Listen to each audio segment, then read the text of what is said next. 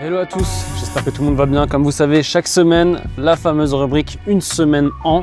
Et cette semaine, je choisis presque une petite baby limousine, une Mazda 6e. Et regardez-moi avec ces belles feuilles d'automne. Elle a une sacrée couleur parce que là, vous le voyez, hein, elle a presque l'impression, enfin on a presque l'impression qu'elle est noire, mais en fait elle est bleue quand on regarde avec un peu plus de soleil. Et c'est une très grande voiture, comme je disais. On est presque à 5 mètres, on est à 4 mètres 92. C'est une voiture, comme d'habitude, vous le savez, il y a un essai complet sur POA. On a beaucoup roulé avec. D'ailleurs, la voiture, je crois que de base, elle n'avait même pas 300 km. Maintenant, on en a presque 1500. Donc, on est allé du côté de Tours. On a fait beaucoup de routes. Donc, ça va me permettre de vous dire tout ce que je pense sur cette voiture en une semaine. Comme d'hab, n'oubliez pas de vous abonner. Ça fait toujours plaisir parce que vous êtes 70% à regarder la chaîne. Ça, c'est cool, mais sans être abonné.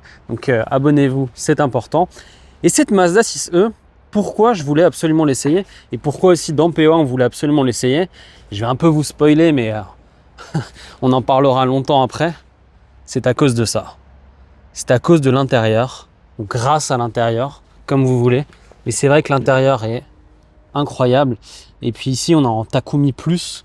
Donc on a vraiment une super belle finition avec voilà, ce combo. J'essaie de trouver un truc un peu ombragé pour que la voiture paraît presque noire avec un intérieur camel beige. Ça, j'aime vraiment beaucoup. Alors, cette voiture... ça a soufflé le chaud et le froid. C'est-à-dire que la première fois que je l'ai vu, déjà en photo, il y a déjà quelques mois, j'ai eu un coup de cœur pas possible. Et puis après, quand je l'ai vu au salon de Lyon, c'est la première fois que je l'ai vu au salon de Lyon, là, une fois que j'ai vu l'intérieur, je me suis dit, voilà, il faut absolument qu'on l'essaye, la voiture est incroyable. Alors, c'est ma petite blague, mais je trouve que l'avant a un peu des airs de Mondeo, et c'est pas méchant en soi de dire ça, mais dans les commentaires, à chaque fois, les gens se moquent un peu de moi, mais elle a vraiment ce feutre et fuselé. Et autant de base, j'étais pas extrêmement fan de l'avant, autant là avec le temps je commence à m'y faire et je trouve qu'il commence à être bien. Alors l'arrière aussi est très sympa, c'est une belle berline, hein. Ce qui est très fort, alors tout le monde le fait un petit peu maintenant, mais finalement c'est d'avoir le feu pour le croisement et route qui est juste ici et le feu LED de position qui en fait dessine le regard de la voiture qui est au-dessus avec toute cette calandre qui s'allume. C'est vrai que je me demandais d'ailleurs si ça s'allumait ou pas. Non, ça s'allume pas, mais c'est vrai que elle a une sacrée gueule et puis c'est bien d'avoir des berlines à l'heure où il y a quasiment que des SUV. Moi j'étais content d'essayer cette voiture. C'est très travaillé hein, partout, vous voyez ici aussi, hop, sur le bas de caisse, on a des très bons pneus pour le coup, et je vous parlerai après de la tenue de route. On a beaucoup de caméras, je vous ferai aussi un côté un peu sur le côté 360. Et puis à l'arrière, là l'aileron est fermé, mais vous pouvez l'ouvrir et quand on rentre et quand on sort, l'aileron s'ouvre et se ferme, c'est assez joli. Et franchement, moi je la trouve très jolie, il y a des petits airs, je trouve, des petits clins d'œil à la RX-7 aussi dans le feu. C'est une belle berline et surtout, c'est un haillon. Et ça, c'est cool. Hop. Parce que je sors d'un essai d'une Tesla Model 3 qui est plus petite, hein, mais forcément je vais quand même pas mal comparer à une Tesla Model 3. Là, le fait d'avoir un haillon et pas une malle, c'est super parce que vous avez vraiment beaucoup de place. Et pareil, vous avez aussi un frunk à l'avant, je vais vous le montrer. Mais ça, c'est vraiment une très bonne chose. Vous avez vu, hein, je l'ai aussi chargé en type 2, puis on parlera des charges et du prix de la voiture parce que ça aussi, c'est assez agressif, on va dire, en termes de prix. Voilà, dites-moi déjà dans les commentaires ce que vous en pensez en termes de design. Et puis, avant de vous montrer l'intérieur, parler de prix, je vais vous montrer le petit frunk. C'est toujours intéressant, donc ça se passe ici. Voilà, je vais essayer de tout faire à une main sans coupe. On va voir si je vais y arriver. Normalement, il est juste ici. Mais c'est vrai que, n'ayant pas pour l'instant de voiture électrique, je suis sur une hybride. Je pense pas forcément au frunk. Mais eux, ils ont bien bossé le truc, c'est qu'il y a un petit panier. Et c'est quand j'arrive à une main, c'est top. Et regardez là.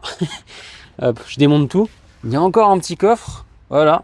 Et là, dans le petit coffre, là, j'ai mis la petite prise V2L. Donc ça, c'est une prise qui permet, quand on se charge à l'arrière de la voiture, d'avoir une 220 volts jusqu'à 3000 watts. Donc c'est assez costaud. Vous pouvez faire un petit barbecue ou prendre votre PlayStation ou votre Xbox. Hop.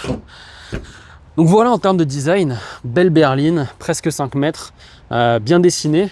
Et là, vous allez me dire, oui, mais en fait, c'est une voiture chinoise. C'est vrai que ça fait 20 ans que Mazda travaille avec un constructeur chinois. Et là, pour cette Mazda 6 et pour la faire en électrique, ils sont partis de cette base-là. Mais il y a un gros travail qui a été fait, que ce soit à l'extérieur, mais surtout à l'intérieur. Et c'est ce qui permet peut-être, alors certes, on n'a pas de bonus, mais d'avoir des prix vraiment très contenus. C'est une voiture pour il y a deux versions, hein. On va dire 250 chevaux à peu près. Il y a un petit peu moins, il y a un peu plus, 245, 258. Mais en gros, pour 250 chevaux et la petite batterie qui fait presque 70 kWh, elle fait 68 km/h.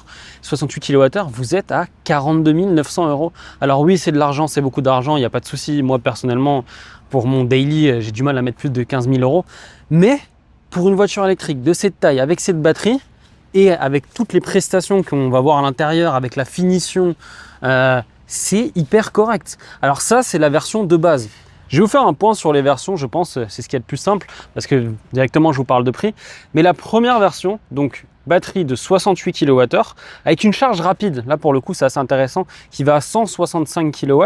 Là, sur la version Takumi normale, hein, vous êtes à 42 900 €, toujours à peu près 250 chevaux. Celle-ci est vraiment intéressante, hein. Après, en Takumi Plus, vous augmentez à 40 900. Et sinon, vous avez ma version qui est un peu la toute option, mais qui n'est pas forcément la plus intéressante. Là, on a une batterie de 80 kWh. Et avec cette batterie de 80 kWh, on a un peu moins de puissance, 245 chevaux. Mais surtout, on a une charge rapide qui est un petit peu faiblarde. Et ben, pendant mon essai, hein, forcément, j'ai pu essayer.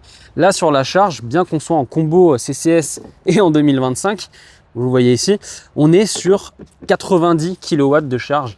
Ça, c'est vrai que c'est assez lent. Il faut regarder en termes de ratio. Est-ce que l'autonomie de la grosse batterie est plus intéressante pour vous que le fait que la voiture se charge vite? Et surtout, du coup, en Takumi Plus avec la grande batterie, là, vous êtes à 46 000 €. Donc moi, je vous conseille vraiment le limite. Le ticket d'entrée est assez incroyable en Takumi, où il y a déjà un intérieur beaucoup plus clair, mais qui est très joli, avec la petite batterie, 42 900 €. Ça, je trouve ça très bien. Voilà, dites-moi ce que vous en pensez en commentaire. Bon, j'en parle depuis avant.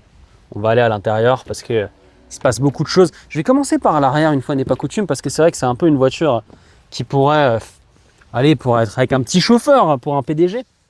Là, c'est vrai qu'on voit par exemple que pour le prix, elle n'est pas à 50 ou 60 000 €, il n'y a pas d'écran, c'est une petite climatisation comme ça, mais vous pouvez directement appuyer là et hop, voilà, ça se ferme. On va essayer de garder de la lumière parce qu'il n'y a pas beaucoup de lumière. Vous pouvez bouger le siège avant, ça c'est assez pratique. Puis on a de la place, honnêtement, on a beaucoup de place. Bon, comme d'habitude, c'est une voiture électrique, donc au niveau du tunnel, c'est assez haut, mais ça va. Puis regardez-moi ces finitions là, Mazda écrit comme ça. Franchement, c'est partout, c'est super bien fait. Il y a du cuir, des surpiqûres, tout est travaillé. Regardez, ça c'est l'enceinte. J'ai hâte d'essayer la DS numéro 8, mais c'est vrai que la DS numéro 8, ils ont essayé de cacher les enceintes avec des espèces de motifs, on va dire. Moi, je trouve que là aussi, c'est très joli la façon dont c'est fait. Hop. Et puis devant, c'est pareil. Personne n'est puni dans cette voiture, c'est ça qui est génial. Pareil, hein, je vous avais pas montré, mais des vitres sans montant. Donc pareil, c'est très très haut de gamme. Et voilà, on est à l'intérieur. Il n'y a pas beaucoup de lumière, je vais allumer ici, ça va peut-être un peu aider. C'est vrai qu'il y a peu de lumière.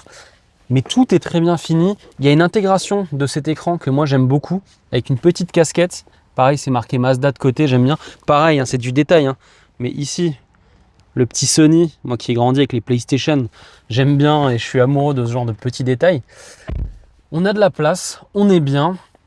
On a une grande tablette, hein, qu'on aime ou qu'on n'aime pas, mais elle est là. Ce qui est bien aussi, si vous voulez, vous pouvez directement avoir la voiture et la voir en grand. Vous pouvez changer la couleur.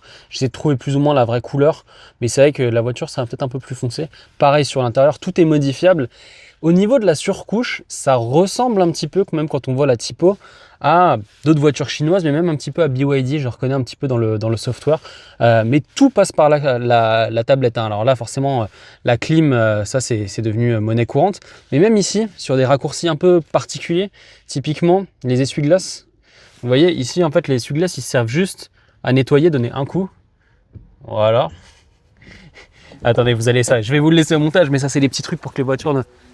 Hop, je vais reprendre les clés parce que sinon elles vont prendre, elles vont pas aimer. Mais ça c'est pour garder les phares dans les voitures parce qu'il n'y a plus de bouton start. Donc c'est-à-dire que si je pars juste pour filmer autour de la voiture avec la clé dans ma poche, la voiture va se fermer et les feux vont s'éteindre.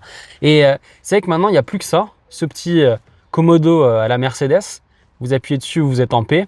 Mais il n'y a pas de bouton start. En fait, elle voit qu'il y a du poids sur le siège conducteur. Vous mettez D et vous pouvez partir avec cette voiture. Alors vous allez me dire, mais tu as commencé en disant ça souffle le chaud et le froid, alors que la voiture a un super bon prix, elle est belle esthétiquement, l'intérieur est vraiment très bien. Où est le problème? Le problème en fait, c'est que la voiture est bien sous tout rapport à 90 voire 95%, mais comme pas mal de voitures asiatiques, mais je mets pas du tout de base Mazda là-dedans, parce que de base Mazda, même la MX-30, c'est leur première voiture électrique, j'avais pris beaucoup de plaisir à la conduire, et elle avait un toucher de route très Mazda. Pareil sur un CX, elle a envie de m'écouter, hop. J'allais dire même sur une CX-30 que j'avais essayé, un CX-5, franchement c'est des voitures où à chaque fois je prenais du plaisir à conduire hors Mazda MX-5. C'est bon, elle a pas envie, c'est bon, voilà. Ça c'est la petite IA en fait qui avait envie de me couper. Et ben là, je retrouve pas ça. C'est-à-dire que la direction est assez floue. Au niveau des aides, elles sont pas trop intrusives, mais le maintien de ligne, il donne des petits à-coups. Donc ça c'est assez gênant. On a envie tout de suite de le désactiver, alors que des fois on aimerait juste ne pas devoir désactiver des aides. Et au niveau de la pédale d'accélérateur et de frein, bah c'est pareil. J'ai le même ressenti, c'est-à-dire que l'accélérateur, par rapport au mode de régénération, et je reviendrai après sur les modes de régénération, entre le fait de régénérer, donc un peu freiner, et le fait d'accélérer, des fois c'est 2 ou 3 degrés et ça donne des petits à-coups comme ça et c'est très difficile. J'ai essayé tous les modes de conduite, je suis allé dans beaucoup de réglages parce qu'il y a beaucoup de, on peut régler beaucoup de choses sur ces nouvelles voitures. Pareil pour le frein, c'est un tout petit peu spongieux et après clac, c'est très on-off et ça freine très fort. Le pire, et je suis pas le seul, hein, on l'a fait essayer à d'autres gens, Renault avec moi l'a essayé, c'est quand on fait des créneaux, à la pédale de frein elle est on-off, donc on donne des à-coups, voilà. Ça c'est un peu embêtant et peut-être que des mises à jour, d'ailleurs là je vais rendre la voiture à Mazda et elle a envie de me faire une mise à jour, donc peut-être que des mises à jour dans le temps vont changer les choses, mais c'est tout le problème aujourd'hui, est-ce qu'il faut essayer les voitures à un instant T telles qu'elles sont? Quand on les a en parc presse, c'est quand même des voitures assez jeunes, des fois de pré-série. Là, voilà, elle a 1400 km la voiture. Et de base, elle en avait encore moins, elle en avait 300. Ou est-ce qu'il faut attendre qu'il y ait les mises à jour et faire des essais plus tard? Je ne sais pas, j'en sais rien. Dites-moi dans les commentaires ce que vous en pensez.